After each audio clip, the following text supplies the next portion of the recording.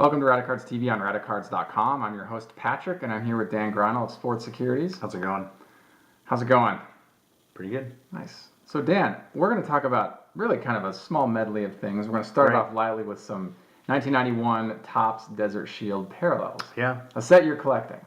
Yes, I am loosely collecting this set. I have been loosely collecting it for a long time. Mm-hmm. You know, for those of you that might not know, it was, you know, in the peak of Desert Shield, right? I guess the conflict in Iraq, and as a bonus to the soldiers who were fighting for our freedom, you know, Topps decided to print a parallel version with the stamps of the Desert Shield, I guess, engagement in the upper right-hand corner of the majority of the cards. So here I've got an example of Fred McGriff, the crime dog. You can look up there in the upper corner. You can see the gold shield with the palm tree, and if you were close enough, you could read that it says Desert Shield, right? Just a cool set, I think, in general, because you know they weren't issued stateside. You had to be in Iraq. You know, they gave cases of them to the soldiers. I've heard horror stories about how they were thrown into the fires just to keep warm at night. You know, a few guys recognized value and tried to pick up as many as they could, but you know they're not as popular, or I should say they're not as common as the '91 regular set. I got another one here of Gary Sheffield, another great player. Just a cool set, you know. I remember being young, you know, probably a freshman in high school, and seeing the first ones that were making their way around, and thinking how cool they were, you know. Another thing is, you know, some of the ones that did make it back, you know, were just in such crappy condition because the troops, they didn't know. I'm sure they put them in pockets, and you know, just really, you know, edges are beat up. I've seen lots, you know, online of 100, right, where they're just beat to pieces, but people are still paying, you know, premium amounts because it's just a hard set of cards to come by. You know, especially the Chipper Jones rookie. You know, that one is the huge. That's the card. key. So there's Kurt Schilling. So my first one that I got of this was Kurt Gibson. Was a nice Kurt Gibson. Kirky. Was Juan Gonzalez. Right. And I remember looking him up in 1996, I think it was, and seeing the 100 times multiplier on these parallels.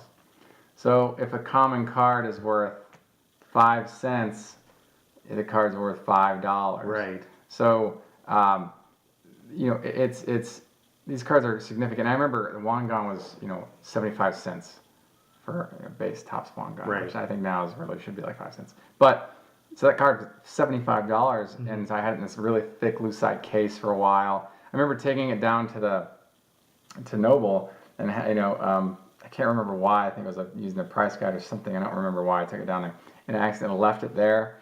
And my friend was there with me that day, and he got it. He grabbed it that day, didn't tell me about it, and then he had it in his collection. And I thought that was just like, oh, and he's going to sell it back to me or something. Right. So the Juan Gon I still have in my collection. I think this is a really cool set. I like its historical significance.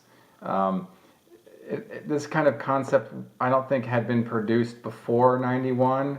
And I don't think it's been produced since. I don't think that we sent anything to Iraq for our troops that was baseball related. No. You know, I don't think I'm not sure if that will happen again.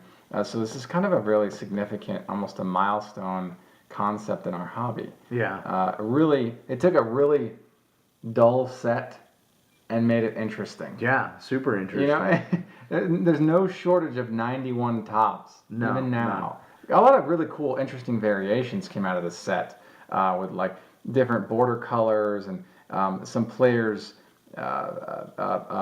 pictures running off into the white border. That's really rare. There's I think it was Mark Whitten. His hand goes over into the white border variation, and it's worth a whole bunch of money, that card.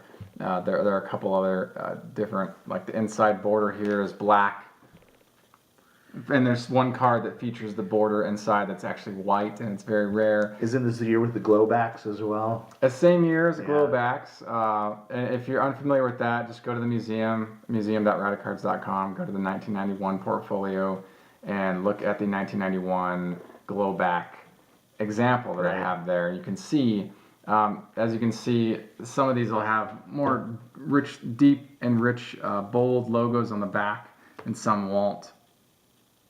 And if you have a black light, you can, take all your 91 tops, and turn them over, and then kind of wave your wand, and you can see which ones glow And which ones and which ones don't. I believe there's some talk that same strategy can exist with 1990 Bowman baseball. Oh, really?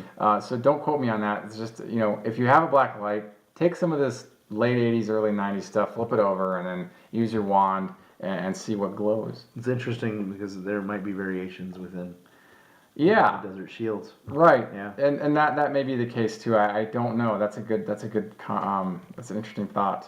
So good stuff. How far along in the set are you? Honestly, I want to say, what is it, 792 in the set? It's a big one. I want to say maybe 200 or 300 cards into the set. Yeah, already? Seriously? Yeah. You can do I that mean, far I've along? been working on it for a while, Yeah. so there is a significant number of counterfeits out there. There are many. And so And some of the key grading companies have accidentally graded some of the counterfeits. Right. And I can't blame big grading companies for that because they process so much through. Right. Some of these are hard to tell. And when you're processing quickly, you might accidentally slab a few of these. So, Right. It's fine, whatever. Be aware that there are counterfeits, and there are a variety of different ways to identify counterfeits. And if you're curious about how to do that, just Google search it. There are plenty of articles on this kind of thing. But this is a really significant set, and I just think it's so cool. For sure. Good stuff, man. Cool. I'm going to kind of fast forward a little bit to 96, 97. And we were talking about some stuff really that was pulled from your office. Right. I pulled some stuff out of a box here. We're going to start off lightly. 1996 was a really great year for baseball cards. I remember buying a lot of collector's choice and pulling Crash the Game cards, and I think they were so cool. They were sparkly, they were like orange and red, and just this awesome flavor of design. And didn't realize until later down the line that there was an exchange version of these cards. You sent in, you got the exchange version, which is what you have here.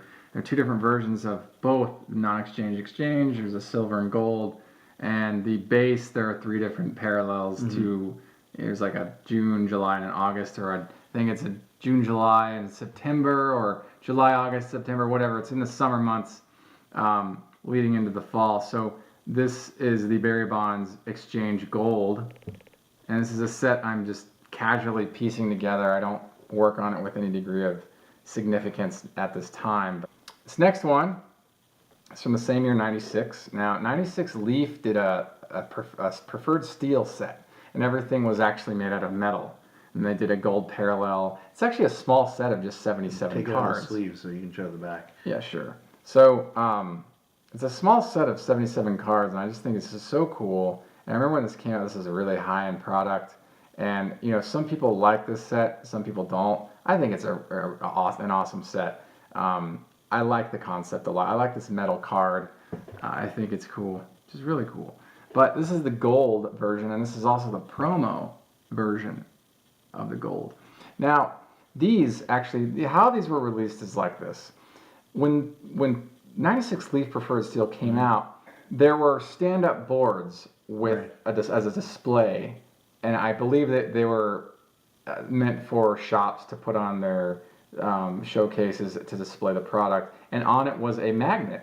And on that magnet was a gold promo card adhered to the magnet. Right. I have an example of the Thomas, again, the museum. You can see what the example looks like. I have the Vinny Castillo as the magnet. And Thomas is featured as he's kind of always the icon for Leaf during that era. It kind of dates back to 1990 when his Leaf card was huge, like 90 to 100 bucks back in the day. So these gold promos, they were adhered to a magnet on this pop-up top display. Yeah. So there's also an elusive silver promo version that was not believed to be released but has since surfaced online. Again, you know, I've got a Thomas. Right. And there's even a more rare, scarce, and believed to be one set of bronze Right. promo that I've seen some players online, never seen a Thomas. I've seen the McGuire. You've seen the McGuire. I've I've seen seen the the Mark Grace. I've seen the Cal Ripken. I've seen the Derek Jeter. I've seen the Ken Griffey Jr. I've seen the Tim Salmon, the Mo Vaughn, Right. the Joe Carter. But I've never seen a Thomas. And those are really fantastic cards. So again, this is the gold Chuck Knobloch. This is just a cool flashy card from 1997. Score Artist Proofs. Love this set. Huge set to work on. I'm building it, but it's slow going. I just like the design. Now, as I recall, there are several variations of that, correct? So there's like a white. There's a white Artist Proof. There's a white Artist Proof. And then there's this one. And then if you want to really get into 97 Score, there's a lot of different parallels of the cards. So how were these distributed? Were they? Those are sets? one per. Or This one. So yes, the Artist Proof. It's a whole parallel set, and the Artist Proofs were one per box, hobby box. Now it's believed that the white were retail. They're inexpensive, which I like that. It's kind of akin to 1994 Collector's Choice Gold Signature, Right. kind of like that, like one a box, affordable, really cool concept, great design. So I'm a big fan. Moving on, 1990. Oh, but that was 97 Score baseball, and now we're going back again to 96. This time, 1996, Bowman's Best. Atomic refractors. I just love this concept. Took me a long time to find a Thomas. I only found it in 2014. I was walking across San Vicente Boulevard in Santa Monica, and I was looking at my phone as I was walking across the crosswalk. And Thomas was listed, buy it now at $10. I couldn't hit it fast enough, and it was on my birthday, and so I thought that was just so cool.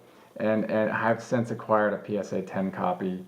And I just love the cards. The rookies were done in the silver, and the veterans were done with a gold background. So this is cool. Got a Kevin Ory here and a Jay Powell, guys that didn't pan out by any stretch of the means, but Still part of the set, though. still part of the set. And then you got the these are the mirror image, right? So this is the year before mirror images got really complex, and there were like 6 parallels. So this is the 1996 Bowman's Best mirror image. 2 players on the back, 2 players on the front. I like this set. This is cool. I think the 97s are a little bit more interesting. 97's Bowman's Best, so this is the follow-up product.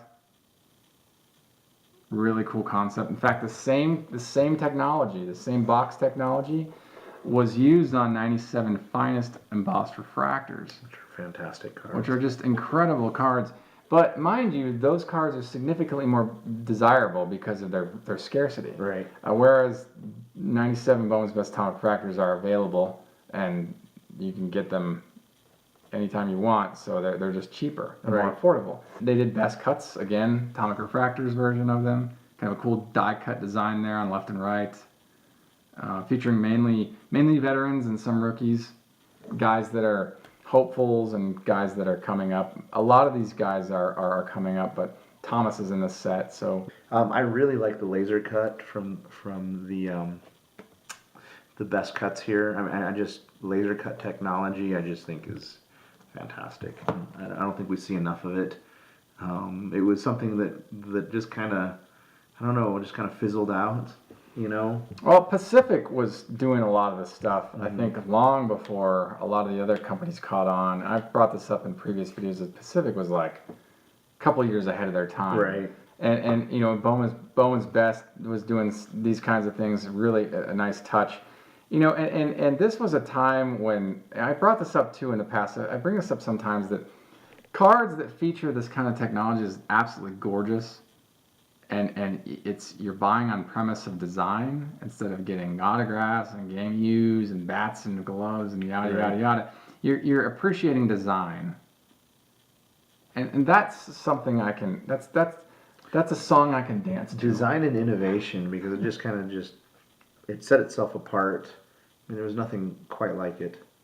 There hadn't been anything like it since. It's until this came out, and since it's come out, it's been repackaged many different times in different ways for different products. But they're still cool. Like even the repackaged versions. The concept is Yeah, great. yeah. I mean, It's mesmerizing. sometimes you know it gets drowned out in the minutia of the different refractors, and you got the camel refractor and the pink refractor, but I still think it's a cool concept. Oh, I love it. And anytime I pull a refractor, no matter how monotonous it seems, I still feel like it's a good thing. I like refractors, but I will say when the refractors were first a thing, like in '93, and then they became more mainstream in '96 when Topps Chrome came on the market, in '97 when Bowman Chrome came on the market.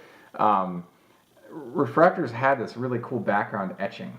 Did you ever notice that? Where it's like the etching and then the refractor over the etching. These days, I just don't see that. I just see a very base, dull refractor finish with like 90 parallels. And sometimes hard. So I actually prefer the refractors that came out of the 90s as opposed to the ones that are coming out in today's modern approach, which is fine. But you're also having a conversation with a guy that doesn't buy wax. Right. And so I'm kind of left out of those conversations entirely anyway, just by design.